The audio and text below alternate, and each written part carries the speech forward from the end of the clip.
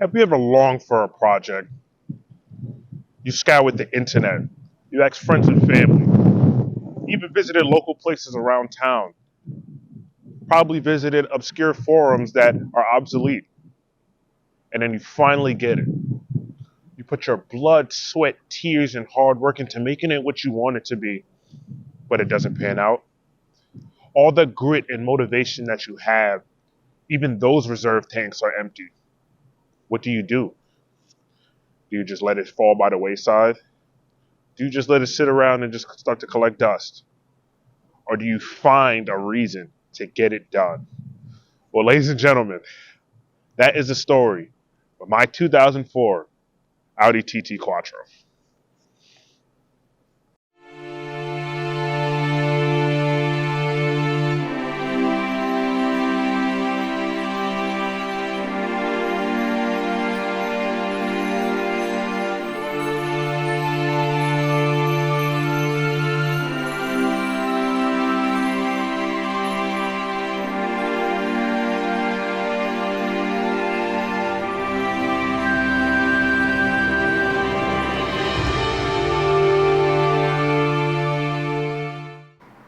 So, yes, ladies and gentlemen, this is my 2004 Audi TT Quattro.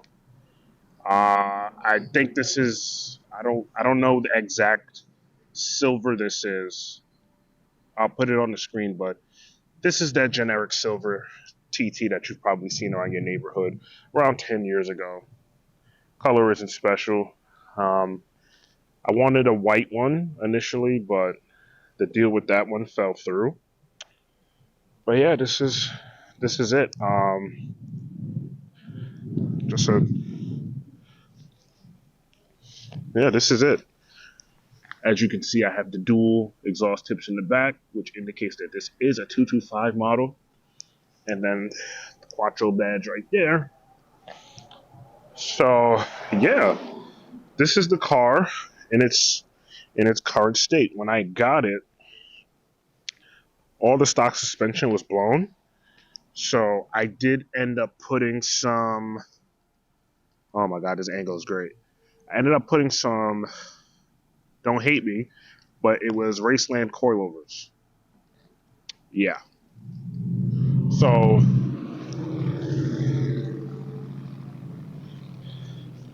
I'll give you guys a quick backstory on how I got this car. So I got this car in October of 2020, and it was in the height of lockdown and all that stuff that was going on. And the reason why I bought this car is because at the time I had my 2017 Golf R, which I will make a video about very soon.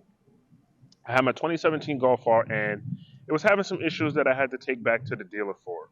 So in that time span, I didn't have a car, and where I worked, it was quite a ways away from where I lived to take public transportation. Now, with the city and all, yes, there's public transportation. You don't even need a car to live here.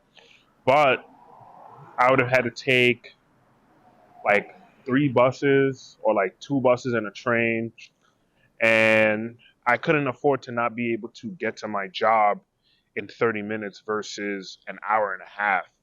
So I had to buy a car. And I said at the time, I'm broke. I don't have much money. This job isn't really paying me that much, but I need to buy something that I can commute to work in when if the Golf R is going to be down. So I always told myself I want a TT, I want a TT, I want a TT. Like this is a car that I've always wanted. It's small, it's compact. I thought it was going to be good on gas. I'm wrong. Didn't know that at the time, but yeah, I wanted something that just fit me, and I wanted something that I can also make as a project and do stuff to. So, lo and behold, came the TT. So when I bought this car, it was not the perfect. It wasn't the most perfect. It wasn't the best. The suspension was blown. It had bad tires. The brakes needed to be changed. Other than that, I had no like maintenance records on it, so I didn't even know if like the spark plugs were changed. I didn't even know if the timing belt was changed, which is a huge thing on these 1.8Ts. Because if a timing belt snaps, these are interference engines, so your valve will say "Let's kiss the bride" to the piston, and that'll cause a whole bunch of problems. You may end up needing a new head, new piston, whatever. It's just something that you need to look out for when you're trying to buy a 1.8T car or any timing belt driven vehicle for that matter. That's not a non-interference engine. If it's an interference engine, make sure timing components have been done. Or if you're gonna get a car with no maintenance history, make sure that you do the timing belt as soon as you can, especially if it's a higher mileage car. So this car has 134,000 miles when I bought it, and that was in October of 2020, and it sits at 135,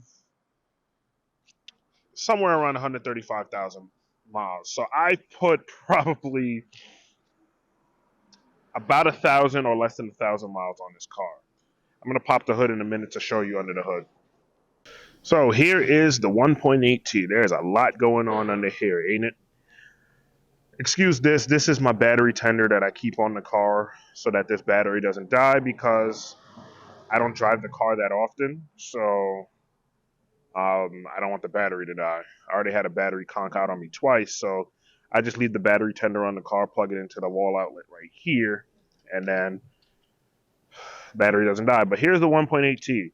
There is a lot of stuff going on in this engine bay. First and foremost, I did delete the N249 that goes up here. I deleted all the EGR stuff, and I did an SAI delete as well. So I have resistors and stuff like that. And I have it tuned out so that I don't have any lights on the dash or whatever. So when I got the car, there was no issues, no lights on the dash, no check engine light, no nothing. But the car had an issue where, and it still does it now, where the idle will just jump up a little bit, jump up and move a little bit. And it's concerning to me. I don't know why it does that, but yeah. I put an S2000 cone filter on it because on the old forums they said that they work, and it does fit around the math. I don't want you guys to think that this is something that I would do today. Like look at this just random like vacuum hose. Just this is 2020 me where I didn't have the most experience, but at the same time I was just trying to get by because I wanted to figure out why this car had this little jumpy idle. So yeah, I wanted to figure out why the car had this jumpy idle. So I redid all the vacuum lines, but at the same time, I did realize that I was hearing like a tractor noise from the downpipe area. So I did some investigating, and the downpipe area had a crack in it, like it was like split. So I said, oh, that might be the reason why my idle's a little jumpy. I still had boost, I still had everything. I even got the car tuned, so it made a little bit more power. But I was like, why does this car sound like a tractor? What I did was I pulled this motor out, pulled the whole motor. I swapped out the downpipe for, don't get mad at me again, but it is a cheap Chinese downpipe. Look, at the time, I was not making that much money. I made a lot of bad financial decisions, which I will make a video about that has to do with cars. And I just needed to figure out why this car wasn't sounding right and wasn't like idling right. So then I also put in a used turbo for a lower mileage car. Resealed some of the stuff like the turbo gasket and the valve cover gasket and the half moon on the cam side and all that other stuff. I put the engine back in the car, and the first drive was a little hectic. I didn't reconnect one of the heater core hoses, so all the coolant came out, so I was stuck on the side of the highway. Luckily, I realized what the issue was, got some coolant in, was able to get home. The turbo that I put in, the car wasn't making any more boost. So now I'm like, okay, the car made boost before I pulled the engine and put that turbo in. Now it doesn't. So now I'm frustrated. I'm like, damn, the car's supposed to be quicker with the tune. I was supposed to be doing all this to help the maintenance and stuff, and it doesn't want to boost anymore. So then I started to fire the parts can in FCP Euro. I got a new the hockey puck thing, this thing right here. I got a new one of these. I even replaced the N249 right there. I even got a new diverter valve. I took I made sure that the vacuum line for the wastegate actuator was like connected to the throttle input, the throttle intake pipe. I was not getting anywhere with this car when it came to boost. I installed a boost gauge. I was getting like 20 inches of mercury at idle, which I think is pretty good for idle. So It didn't really indicate that I had like a vacuum leak or anything. So I'm really like at a loss. So then I just came down to the conclusion that it's the turbo that's the problem. The used turbo, probably the wastegate actuator, the diaphragm is probably split, or the little door, the flapper door is probably no good. And that's the reason why I'm not getting any boost. It's like it's in under boost. Like that's the code that I get is under boost. Like I take it in on the highway and I would get like 1 or 2 psi of boost. So when I put this car back together, I made sure everything was clamped down properly. Everything is clamped down in here. There's no vacuum leaks. I put a smoke machine on it. So I think it's that turbo. So luckily, Lifetime Audi parts. That's where I got the turbo from. They have a lifetime warranty. So they sent me out another turbo.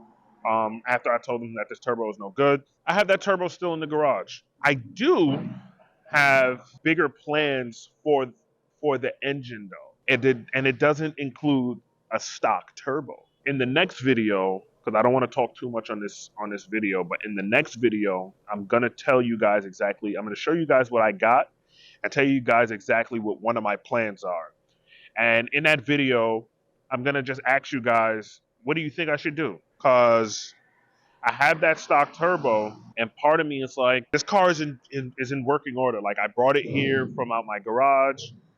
Like it's here, it's in working order. It drives. Should I just put the stock turbo on that I have, the replacement one, and just see if it boosts? I probably pulled this motor in a couple of hours. It's really not that hard to do. It would be easier if it didn't have quattro, but it was not hard at all to pull this motor.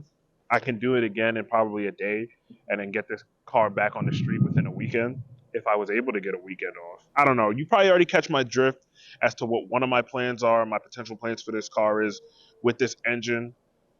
But let me know, like, should I just pull the motor and just put the other turbo on and see if it boosts? Part of me wants to take this downpipe off and put a proper downpipe on it, but I just don't want to put money into this stock configuration if that's not my plan moving forward. So I just wanted to give you guys a quick little look at this car, a quick video on this car. I'll get more in depth in the next one. Yeah, I love this vehicle. I dailied it on and off when the Golf R was in the shop, and it's a really good car. It's really fun. It handles well. Once look, Gracelands aren't the greatest coilovers, but when I lowered this thing, it made it handle so much better. So much better. It made the car handle so much better. So that's really what I got for you guys today on this car. In the next video, I'm going to take you guys out for a drive. I just don't want to take it out right now and drive it around too much right now. One, because I have a meeting in like 30 minutes. And two, I want to clean out the inside and freshen it up a bit and just get it in a little bit better roadworthy status. Like I don't drive the car often, so I don't even know how much PSI is in the tires. I'm going to clean all this up, clean up the inside. I'm going to wash the outside as well. And I'm going to go over in depth. So I'll probably just make this a part one to meet the fleet with the TT. And then in the next video, I'll just give you some more information on what I have planned for the car and where I want to take it. So I appreciate you guys for tuning in to this quick one. I hope it was a quick one. I hope it was at least 10 minutes. But yeah, that's all I got for you. Like, comment, subscribe, do all that crazy stuff. I appreciate you guys for tuning in and giving all the other videos some love. And I'll see you in the next one. And shout out to LeBron, though. I'm not a Lakers fan by any stretch of the imagination. I'm barely a LeBron fan. I'm a Boston Celtics fan, and I can't like the Lakers, but my man made history. Like my man made history last night. We gotta show this dude some love. Show him some love.